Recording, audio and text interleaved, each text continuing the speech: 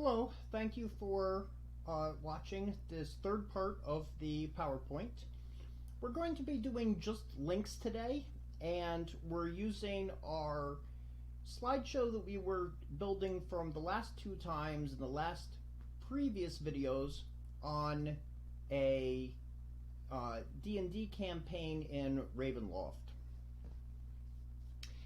I had used Ravenloft as it's kind of a fun thing to do to be able to learn how to use the program. I'm an advocate that when you're going to be building something for work or for school, that you do not do the first thing that you're going to be doing something either for a grade or for an evaluation to your peers or maybe for a client. Instead, you play something that doesn't really have a timeline on it, doesn't have anything that's really important to it, and in this case it's a campaign that my group is planning to play running in Ravenloft of Dungeons & Dragons 5th edition. Now, one of the nice things about PowerPoint is that because it contains tables and charts and links and pictures, you can pull together a lot of resources to be able to demonstrate it. I tend to take notes inside of PowerPoint, particularly because of the artwork that can be in there, and then I push that PowerPoint out to any of the players. This way everybody knows any of the rule changes that were ahead of time and we're all on the same page. Then when we have our first meeting, we go over the characters, which are usually included inside. Either my group, as in this case, has asked me to create characters for them that are going to fit in the campaign. They'll flesh them out, they'll do the role-playing aspect of it, but they want something that's going to fit inside of a campaign, and they all had little pieces of arcs that they've been able to add in. So different slides will contain different aspects of those arcs. We know that we're going to be playing a unique campaign, and so we have this map here, and everybody will have a copy of that map, including a full-size 8.5 by 11 actually map that they'll be able to use. There's nothing wrong in any of the role-playing games with changing the rules as long as everybody knows what the rules are. One of the things that I like to do when I run a campaign or if I'm participating in a group is to avoid the player conflicts. You might have character conflicts. That can certainly be inside of a game. Some games, such as Paranoia, are based around that. But there shouldn't really be player conflicts because everybody's there to have a good time. So we've looked at before how to insert pictures, how to handle text, how to handle notes that are inside of it. In this case, we're going to be looking at links. Now, these are characters. These are actually the 4 characters. Rather than the characters meeting at a tavern, getting to know each other there, and then going off or meeting at a guild hall and continuing on, which is a common trope inside of the D&D campaign, they all represent and come from a medieval hospital, the Collegium Medicae, and so therefore they're going off to investigate a disease.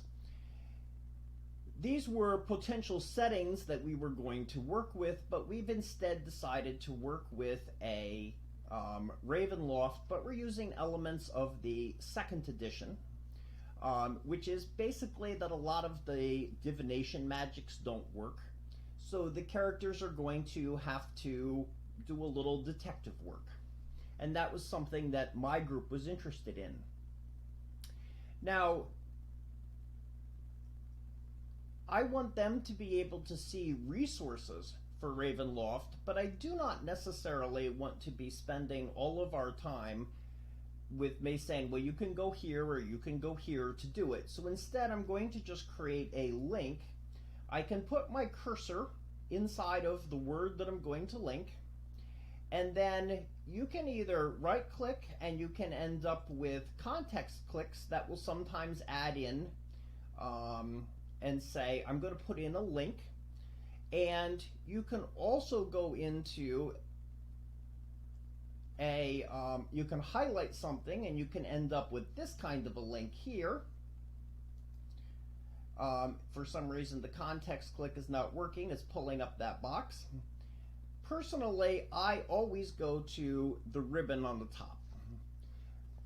This is just a preference for me. I do not want to be searching all over the entire page to be able to find whatever information I'm doing. So instead, I just always go right up into the ribbon up here and then click on something, which in this case is going to be a link.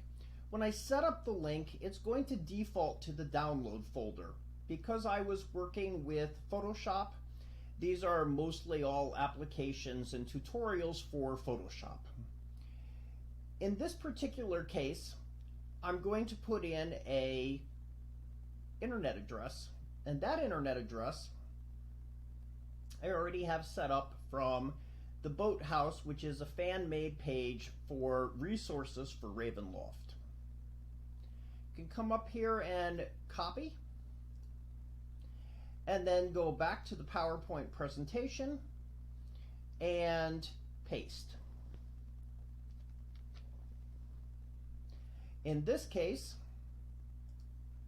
it will turn this orange, this setup here, and I'll be able to send those people to that page to be able to do it.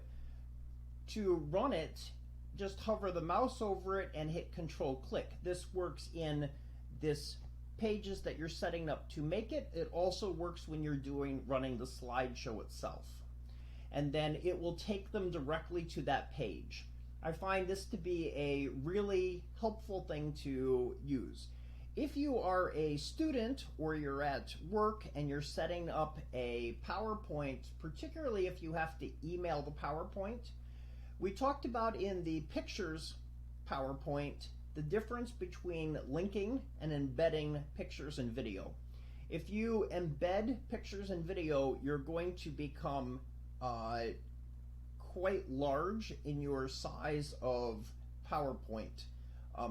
Especially with video, a lot of email systems, intra-email or the free emails simply will not be able to handle 40, 50, 60 megabytes when you start adding in the video. If you're a student, you might be using Canvas or Blackboard or a different learning management system, LMS. And when you do that, you're also not going to be able to handle the video. So being able to point towards a YouTube video or something else that is a free content that you can use, perhaps a curiosity stream video or a discovery page, is quite useful. And it's not very difficult to set up. All you need to do is click inside the word or highlight if you want a phrase.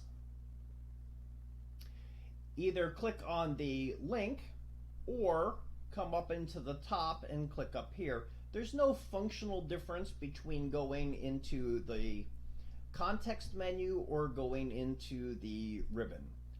I just happen to prefer the ribbon so that I'm not clicking on different spots in the page. Now, I can set up links that way, but I can also create, by highlighting here and going to link, I can create something off of my hard drive. In this case, I'm going to link a character sheet. So I've actually already been to it in the recent files, but I'm going to go through the directory, and one of the things that I see students do is they do not name their material, and they do not put all of their assets in one folder. In this particular case, I have pulled all the assets together that I want in the game. So I'm going to go into my directory, and then I'm going to choose into my archive drive, my ebooks, then into the RPGs, and then down into the Dungeons and Dragons. Then I'm going to choose, I have a Ravenloft one that's being set up for this, but instead I'm going to go up to characters, and I've created a CS sheet, that's a character sheet for iOS. And then I select that one.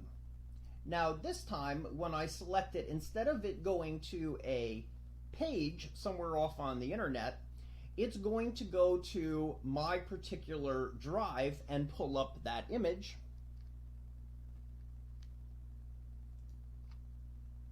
Which is a character sheet here that is being built. It has a thumbnail sketch, it has a couple of things here.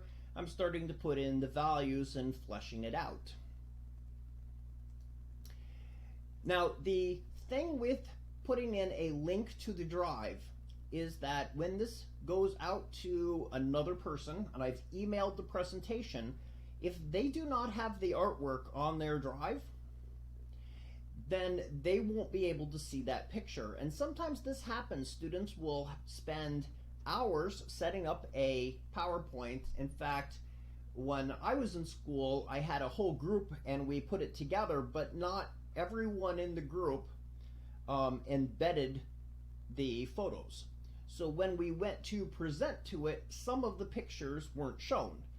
That's because this directions here, right? This is a looking at the directory, but if that directory, archive, ebook, RPGs, D&D, characters, and then the actual asset itself, which is the graphic, doesn't exist on whatever drive that is being shown, they won't be able to see it.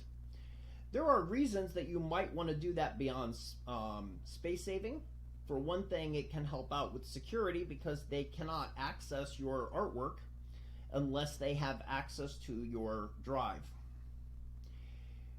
For people who are interested in knowing about putting together a website, being able to set up the links is functionally the exact same thing as what happens in HTML. Now in HTML you may have to write out and code the link. It depends. If you're using a program such as Dreamweaver, you won't even have to do that. You're going to click it and set up links exactly the same way inside of that program. The program will handle all of the finding the actions and setting up the links. So if you're interested in setting up web pages and want to know how they work, I would strongly suggest that you start with PowerPoint and be able to link pages back and forth. You can link not only assets like art assets as we did in the character sheet, or websites such as we set up in Ravenloft, but you can also move between pages. I can also create buttons in here. Let's say that I went to a shape and chose whatever shape I decide I want. By setting this one up as a link and coming over into the insert panel and setting up the link, I could set this particular link up to be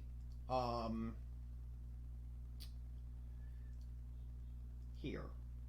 And so this way, when I go and see I want to find out what my link is, the link on that shape, which is what is selected, is this HTTPS address on the website, and it's going to take me out to there. This is exactly how buttons work on a web page. When I taught web design to students in college, they were largely first-year students, we did not begin with creating a website. We actually started with organizing the website that they wanted to do. which is that each page has to have assets, and you want your art assets defined by the pages, right? I don't want to have to hunt through 50 pages to find a art asset of this character Ios, right? Particularly since he's going to have multiple pages. And so he may appear slightly different in different areas of a website.